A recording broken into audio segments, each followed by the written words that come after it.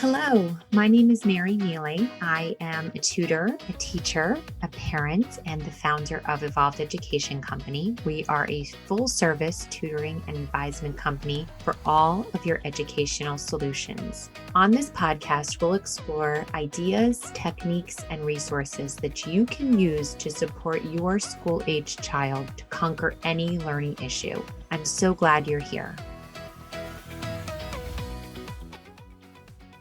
Hi, everyone. Today, I'm so excited to talk with you about the year-by-year high school preparation guide that we have as part of our course that we're offering families who are interested in preparing early for the college process. And our mission here at Evolved Education Company is for students to learn well.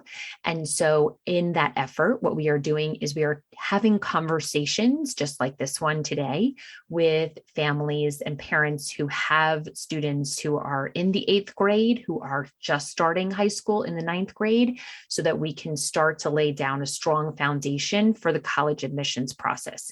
Disclaimer here, we are not talking about getting into a school as the ultimate goal.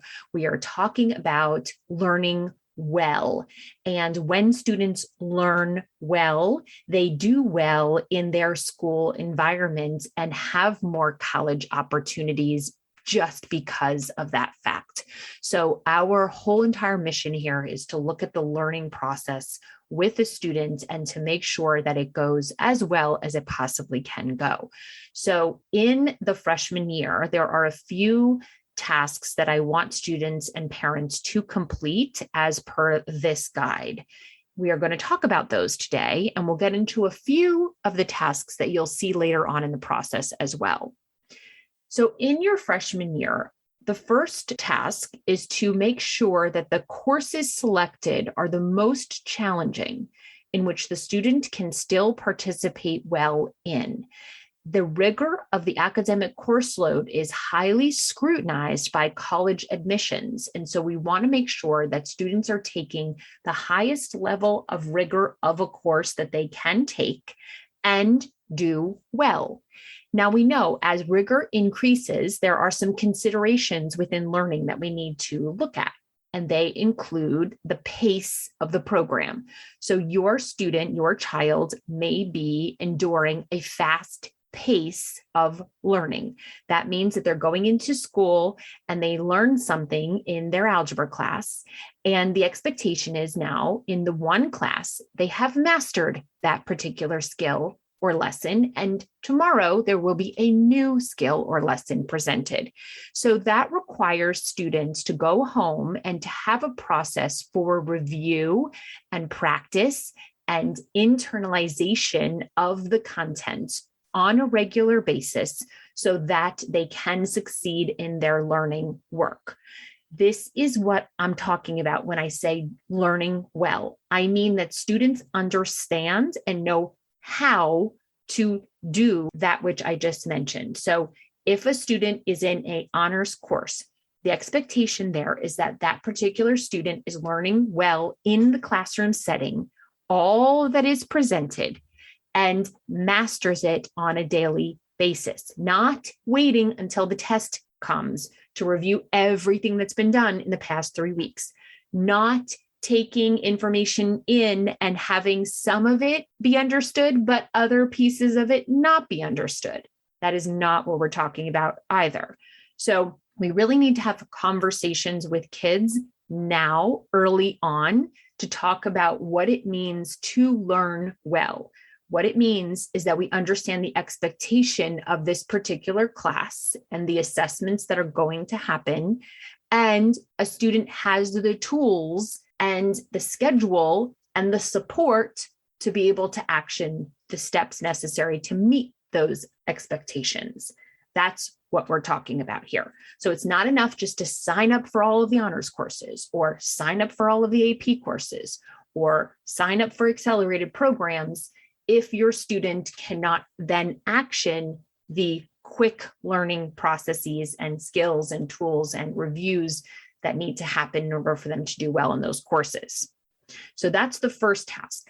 The second task is that I want you to start as parents to acquaint yourself with some of the college readiness areas. So that's going to mean making an account on the College Board account, making sure that if your child has a neuropsych evaluation, that it's up to date, so that once your child gets into that junior year and is testing, has the accommodations and things of that kind that they need. Making sure that you're watching some videos on the College Board so that you can learn more about the types of colleges and universities that are available at this present time. So much has changed since you went to college, and it's great to start to learn about this landscape well before your child needs to work on it, needs to understand it, needs to be involved in it. So you yourself can do a little bit of your own homework with regard to this. I also want students and parents to start talking about time.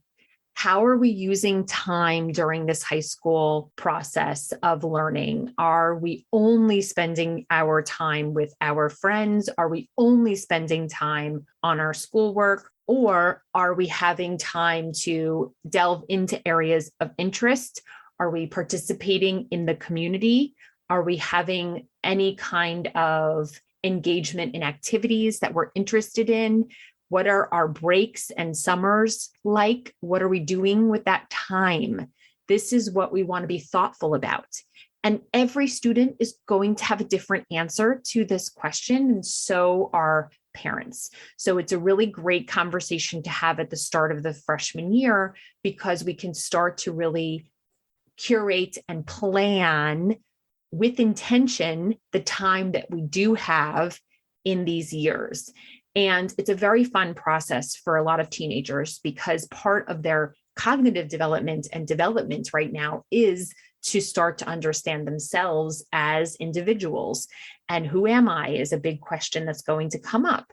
So in the course, we recommend some resources. One of them is called the Ripple Journal. And I did a podcast back in the series of podcasts that we've done with the founder of One Trusted Adults. And in there, we talk a lot about the Ripple Journal and how amazing it is in terms of exploring who you are as a person, who you are in the context of your friends, and who you are in the context of your community. And this is really great work to start to just routinize and do with your teen during this important year. From there, we also want students to start to be acquainted with some of the testing that they may encounter. So sometimes kids are taking a pre-ACT. Now, pre-ACTs are actually normed. They have them for 8th and 9th grade students. So we can get a little bit more clearly stated information about their testing aptitude at this moment in time. And we can do the PSAT usually around 10th grade because of the mathematics involved. It might be more appropriate to do in that year, but certainly a lot of kids right now, in my life at least, are taking very advanced math classes, and students are starting calculus at freshman year in high school right now. So it's definitely possible to take these tests even earlier in your high school career, if that is possible for you, especially given your program. I also want students, especially in the January month, to be looking at pre-college programs and looking into what they could be doing in the summertime for their time. This sort of does go back to the time conversation, but because a lot of these programs open up their doors for applications in January, it's a great time for us to have these kinds of conversations. So in freshman year, just to recap, we want to talk about taking rigorous courses. We want to talk about the learning work and the strategies that are necessary to do well in those courses. We want parents to start to acquaint themselves with the College Board and start acquainting themselves with the landscape of college right now. We want kids to be exploring themselves through activities such as the Ripple Journal. And we want our kids to be delving into areas of interest and really talking about how they're using their time, and looking into the summer as an option for scheduling some of that extra learning. A lot of kids are taking more advanced math and science classes in the summertime. So that's another thing just to look into in terms of placement as well. Okay. Let's go to sophomore year just to give you a little preview of what's coming. So even if you're a parent of an 8th or 9th grade student, this is sort of where you want to then go. And many advisors do not advise in this aggressively, but I do, because I think it's really important, again, to use your time in an actionable and thoughtful way. So in the sophomore year, I do believe it's important to take a PSAT and a PACT, just so you have some information about how you're doing with these tests.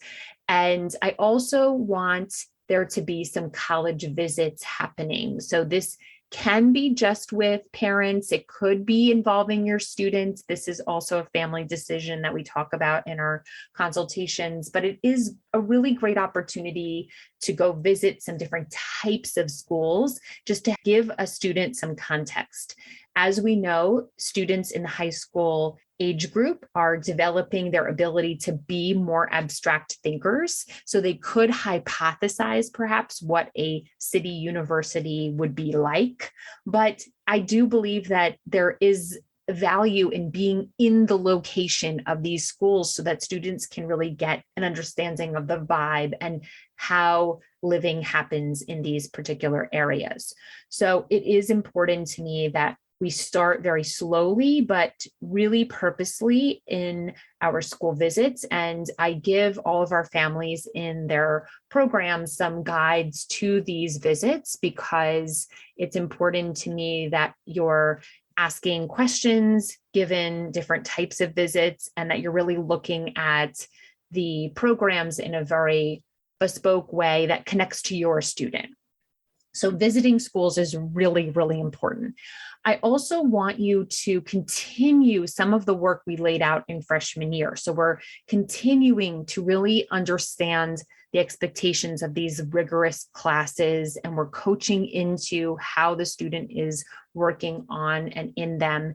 And we're looking at extracurricular work, again, a little bit more critically, and perhaps there's some real interests that have emerged for the student that they want to delve into in a higher, more actionable level. And we're asking the students to make really important use of their time and stretching them into a little bit more of a leadership position whenever possible. So this is all very important to do in the sophomore year. You might also start to do some more investigations into college fairs. Your school may have some resources that they give as well for students in the sophomore year. In the junior year, which is the typical time when most families are starting the process of college, you will have 2 full years of important work under your belt, which will really cause you to experience this year very differently than those who are just getting started. And that's the hope, right? Is that you're able to really go through the junior year feeling that you have a base, feeling that you have an anchor, feeling that there are no regrets for these past 2 years of your child's educational journey. There's been so much learning and wonderful growth that has been happening that you're very clear on. And as you enter the junior year, the fall is going to still probably be the time in which you're on your own. Most schools do not start to meet with students until the spring of their junior year to really start talking about the college process. Every once in a while, some schools will have some information sessions for families in the junior year, but it is important that we really delve into the test taking process if that's your journey. I know there are many schools now that have test optional programming. So if that's also a plan for your child, then we will absolutely take that into consideration and move forward accordingly. We also want to start to create an activities resume. So quality is very important here. We want to be very particular in how we're talking about these activities and what contributions your child has given, as well as what they have learned. And we want to take a look at the different programs and academics that a variety of colleges have in store for students, and really look at the prerequisites and see if there's something we can be doing in this year to be a bit more strategic, especially if there is a true area of interest that is emerging for a student to be studying in their higher educational journey. It is important to me that all of the juniors that I work with have a working resume and a working idea for their personal essays. So we start just to brainstorm some of the important events, important ideas, important stories that are emerging this year. And we just keep a running document of all of those kinds of ideas and thoughts and experiences so that students have a lot to pull from once they start working with the writing specialists in the summer between junior and senior year. And it is an important time in the junior year just to, again, make sure that they're able to sustain a high level of rigor along with a lot of rest and recharging and being able to really work in a thoughtful yet healthy way. This year is a very important goal that we have for all of our students in the junior year. In the senior year, this is sort of an interesting name because the senior year is really the action year. It's the year in which we're applying actively. So there is an important piece here for families to understand, which I think a lot of families don't really understand until they're in the middle of it, is that the fall of the senior year becomes transactional. It becomes where students are filling out applications and going to visit schools at the same time and having an early action and early decision and regular decision plan. And it becomes very, very busy in that way. So if we can just kind of then look backwards into that summer before the senior year, it is an important time to really take time to complete the essays, to write up our thoughts about different university programming, to make sure we have all that we need for early action, early decision plans, that sort of thing. So it's important to plan that summer accordingly, where we don't want to put too much else on a student's plate that they're going to need to put a tremendous amount of energy into if they need a lot of that action towards their college admissions work. So just a bunch of other things to mention here. We have this document. It's called High School Year by Year Guide, and I continue to update it with information from the college counseling program I'm part of, and anyone who takes the course on how to advocate for your student who's a freshman in high school on our site has access to this PDF. So you can download it, print it, post it up, and just start working some of the steps there. As a reminder, this podcast episode is part of a 4-part series that we're publishing in December of 2021. So you'll be able to listen to a couple of different key ideas and hope it is helpful for those of you who are starting to think about this process. As usual, I hope that you can take a moment and write us a review, because that is how we get this message of learning well out into the world. And we also would appreciate it if you could check out our email address. It's hello@evolveded.com. So if you have a particular question that you'd like me to cover in this podcast, or feedback of any kind, I always welcome learning as well from all of you. Have a wonderful rest of your day, and I'll see you in the next part of this podcast series. Thank you so much for listening to Evolved Education. If you like what you hear, please subscribe and write a review. You can send us any and all educational questions to hello@evolveded.com, and we'll try to address it in our upcoming episodes. That's Evolved Ed, EVOLVEDED.com. To learn more about how we can support you, go to evolveded.com and book a complimentary 15-minute phone call with us. Are you a professional educator? You can join our teaching school membership platform to gain support and engage in a community interested in learning together. Click on the link in our show notes to learn more.